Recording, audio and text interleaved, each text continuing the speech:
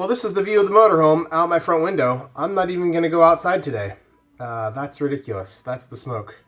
So, yeah, poison's in the air here. So, hey, do you guys remember the crazy winds that were blowing in the last episode? Yeah, those are the winds that kicked the fires into high gear, and that's the reason that the whole West Coast is burning. You can see the dusk. Well, it's dusk, but still, look at the smoke in the background there. And thankfully, hopefully, tomorrow, that's all going to go away, because it's an 85% chance of rain, which is awesome. Well, the sun is shining. It's poking through the cloud cover now and again, and that is cloud cover, not smoke now, so awesome stuff. You can hear people mowing their lawns in the background, and yeah, this means that I can get back to work in earnest outside on the motorhome. For the last week, I've pretty much been locked up in the house, and thankfully I did have some footage from before the fires hit, so I will be able to piece it all together and make an interesting video for you guys. But in case you're wondering why it gets sunny and then cloudy and then sunny again, or sunny and smoky and sunny again, that's why, because some of this footage is a little bit old. But let's jump right into it, talking about the side marker lights once again. So I really do love this solution for the side marker lighting here, and I talked about this in a previous video. But in my quest to find the lowest profile lighting possible, I got these little PCBs with a row of LEDs underneath them encased in silicone. So these are extremely bright, and they're the smallest, thinnest possible solution I can find. And I got enough of them for the side marker lighting as well as the clearance lights up there on the roof. And yeah, I'm debating, I mean, this is such a clean solution that I've got here. I bought enough of these for everywhere as well. So I'm debating whether or not to go with this. Just look at how awesomely bright this strip is. Now it does create quite a bit of heat. That's been on for, I don't know, 10 minutes or so sitting here, and it's too hot for me to touch. So that might be the Achilles heel. I would have to figure out a way to mount it to some sort of a heat sink, which is going to increase the profile of it. Now, if this was mounted to the aluminum, so on the sides, mounted to those aluminum strips, the heat would be dissipated through the aluminum there, and that wouldn't be anything to worry about. But up on the roof, where it's mounted to the SMC fiberglass, there's nowhere for the heat to go. The fiberglass is more or less an insulator, so it's just going to kind of cook there and cook the paint and cook the fiberglass, and I don't like that idea. That means that this position here is really the only place where I would consider mounting the low profile lights into. But I've got such a nice clean solution going. Why do the extra work? I don't think there's going to be much gain in that. And up here on top, I think that these lights are the solution as well. I can enlarge this hole here. I've already patched these holes closed, so it's just keeping the single hole that's currently punched in there for the wires to go through, and that's also the hole for the lights. So we're minimizing punctures in the waterproofing, and yeah, I think it will all work. Now the only issue is this nice, very soft, great rubber seal, which will keep the water out, but it's going to be prone to degrading from ultraviolet from the sun. So I need some way to protect that seal. I need to remount this hole to receive the lights. And the largest twist drill bit that I have is 1/2 inch, and that happens to be the size that the hole is already sized at. So this needs to go to 3/4 of an inch. And for 3/4 inch drill bits, what I have is this crappy Forstner style bit. And this is just a cheapo from China. Doesn't work fantastically. It kind of blows out the bottom of the cut, which is what Forstner bits are not supposed to do. So, but it should do the job. I'm going to use this spoil board here from my drill press as a guide, because normally these bits need the center post here to keep them guiding in location. All right, well, I've got it duct taped down, which kind of holds it in place, and I'll use my foot here for the rest of it. Let's give this a try.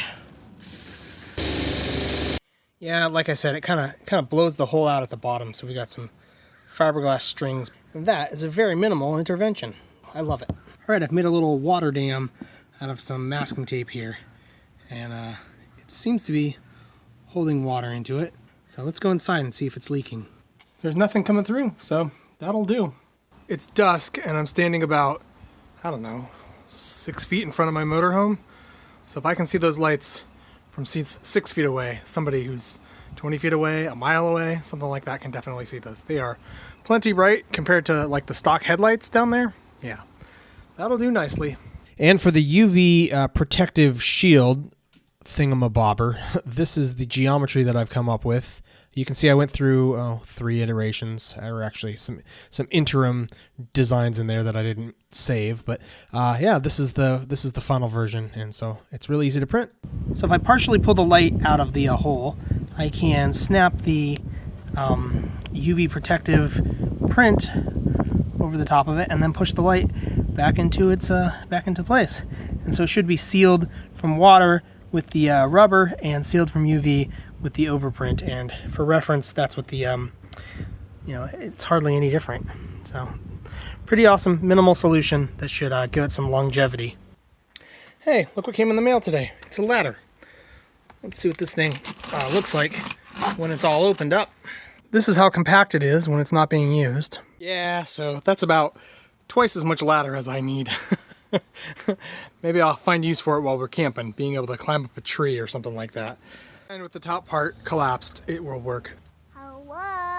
Yeah, we're on another bike ride, the kiddo and I, going down to the river, maybe gonna pick some apples. And hey, I just had to share this with you guys. Look at this rig. This is a 4-wheel drive Sprinter towing a boat. Really cool. What a great adventure mobile that is. And I guess maybe they're friends, roommates or something. But right here on the other side of the street, not to be outdone, you see this lifted Subaru with its crazy tires. Pretty cool stuff. Here where we live, there's just so many of these vehicles. There's like, what, an $80,000 all-wheel drive Sprinter van. And there's an all-wheel drive Nissan. Never seen one of these before. Pretty cool. Another adventure mobile. Everybody gets out. But of all the vehicles in my neighborhood, the Corolla with a lumber rack is my favorite. Who says you need a pickup truck to haul lumber, to be a construction worker? I think the only thing that would make that any better is if it was a Prius. Another day and another bike ride. And look at what we found. That is a very cool motorhome. It's a Winnebago version of this crazy, I think it came from France even? I don't know, so it might be a Peugeot. I've looked these up before, but I don't remember exactly. But they're very spacious inside. Well, you can't steer to it. You're gonna make us crash. So yeah, that is one of the coolest motorhomes. I'll put a link down in the description to that. Although I'd say that those motorhomes rival the GMCs for sure. But I'm not gonna get one. They're just too much of a pain in the butt to work on, and they break a lot. So, but they're very cool. I mean, in theory, I would rather own that one than our GMC. There's an ambulance? Here, let's go ride fast and go hear the ambulance. Here, just to give you guys a better view. I just can't remember exactly what it is. So yeah, I'll definitely put a link in the description in case anybody cares, because they are very cool.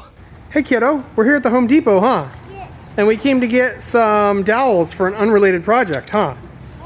And you know what? While we were here, I saw something in the store that I want to show you guys. Yeah, look at all these things that they have in stock.